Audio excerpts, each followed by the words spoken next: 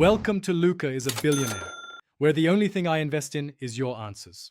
You start by confirming you have admin rights and a backup of the server configuration. This prevents data loss. Once connected via SSH or an Archon client, navigate to the game server directory where server, CFG, and saved games reside. Make sure the console prompt is responsive before making changes. A frozen console can corrupt files. You are now ready to execute commands. Keep a copy of original lines so you can revert if a change breaks the server.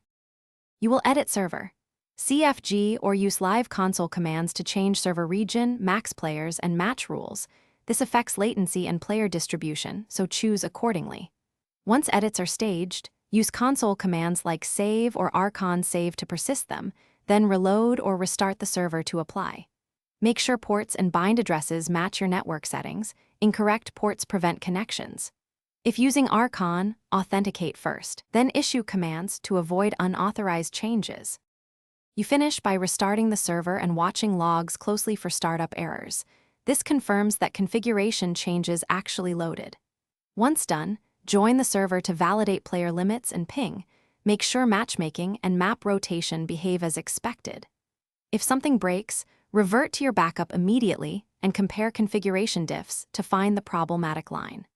As a troubleshooting tip, enable verbose logging temporarily to capture detailed errors, and then search community reports for identical messages.